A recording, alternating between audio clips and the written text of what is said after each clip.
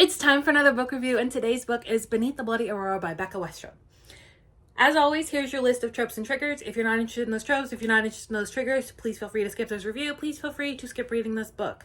Let's get into it. Now, as a quick little note, there will be spoilers in this review. I typically try to avoid doing that simply because I know I don't like to read reviews with spoilers. I can't help it in this instance. So, first and foremost, what I liked about this book. What I liked about this book is that this book for the author, Beka, was a coping mechanism for her. It was a way for her to heal through things that had happened in her life. I loved the setting of the Arctic. That was this beautiful snowy wonderland where you got to see the Aurora Borealis all the time. And it was beautiful and it was stunning. Oh, I wished I could go there myself, even though I absolutely loathe the cold. I really loved that part of it. However,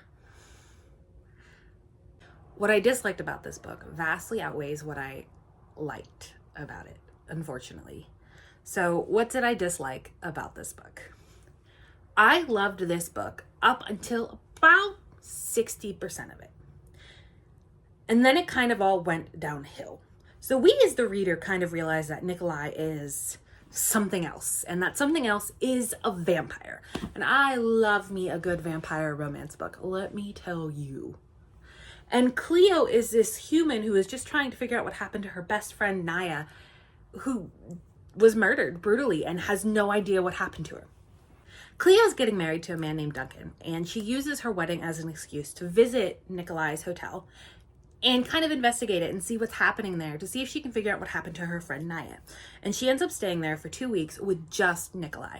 Obviously, it's, that trope of we're locked in the same place, we're gonna fall in love, and that's what happened. However, once Cleo figures out that Nikolai is different, she immediately thinks he's a cannibal, which was just outrageous, but whatever. And then it just kind of went down from there. So this is a slow burn romance. And this is probably one of the slowest burns in a romance that I have ever seen. Because nothing happened until about 80% of the way through the book. 80%. And by the time you hit 80%, you're like, I don't really know if I want to continue this. Like, really, nothing's happening. And then she realizes, oh, I like him, but she won't do anything with him because she's getting married, which is fine. That's fair. It's understandable. Why would you want to mess around with somebody if you're getting married? But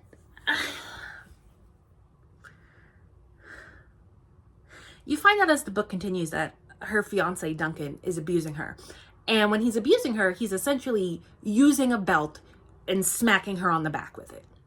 And when he does this, this light emanates from her, like a literal light, like glows from her when he hurt. And he takes this as a sign that he's helping her see the light and will go into this book's version of heaven.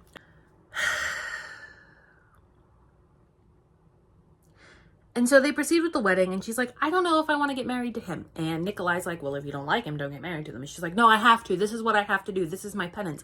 And so she then decides that she's not going to get married to him. And she tells him, and he's like, no, that's not going to happen. You're going to marry me. And he beats her into submission again. And after she's beaten into submission, she goes and finds Nikolai, and she's like, can I just be here with you? And he's like, what happened?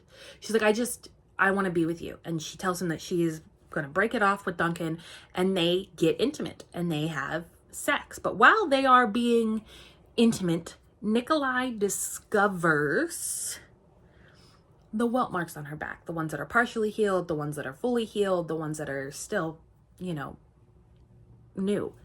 And he basically goes, I'm gonna go kill Duncan. And she's like, no, don't kill Duncan. And she's like, and he's like, I'm gonna kill Duncan. And she's like, no. And so Nikolai goes to kill Duncan, and he takes Duncan, and basically they fly out of a window together. And Nikolai's immortal, Duncan is not. And Nikolai drags him through this wintry wonderland tundra into the forest so he can beat the shit out of him.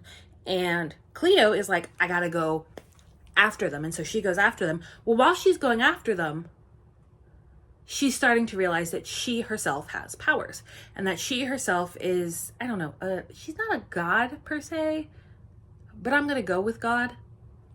And she's got this purifying light in her. So she literally can spew salt from her hands. You know, like Spider-Man, but instead of the webs, it's salt. And so she finds Nikolai and Duncan.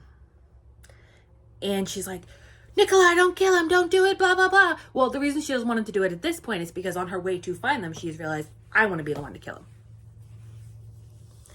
So they've taken this character development of this girl who is good, and she's trying to be good, and she's trying to be a good person, and just completely in that. And like, I understand the need for revenge.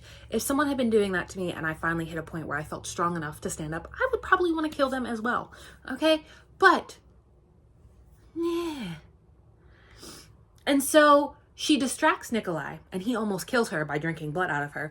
And so she infuses her blood with salt,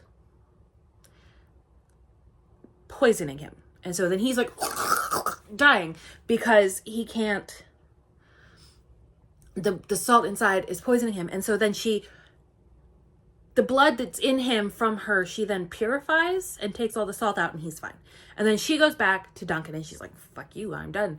And it turns out that Duncan was possessed by a demon and kind of gave himself up to a demon. And so now he's like oozing this black, icky stuff to try to keep her. And so she salts him and goes back with Nikolai. And they end up being happily ever after, I guess. I got to the end of the book and I sincerely just thought it was dumb. And I expected this book to be a standalone, but it kind of sets it up in the epilogue for a whole other book, which I will not be reading. And I just, about 60% of the way through this book, so 1 to 60%, I really enjoyed this. I really enjoyed the stories and the character and the way that they were developing together and getting past their past traumas and learning from their histories. But then with everything else that started happening, and the cannibalism and the vampirism and Cleo becoming a goddess thing that spews salt and Duncan being evil.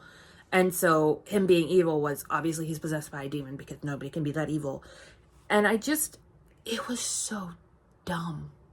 And I hate to use that word, but it was so dumb. I truly did not enjoy the ending of this book. And the ending of this book actually kind of ruined the rest of it for me.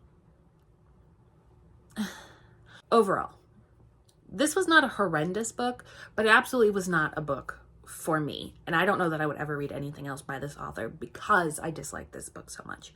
Overall, I am going to give this book a 2 out of 5, simply because there were some redeeming qualities about it. There were some things that I did like, and the first 60% of it wasn't bad.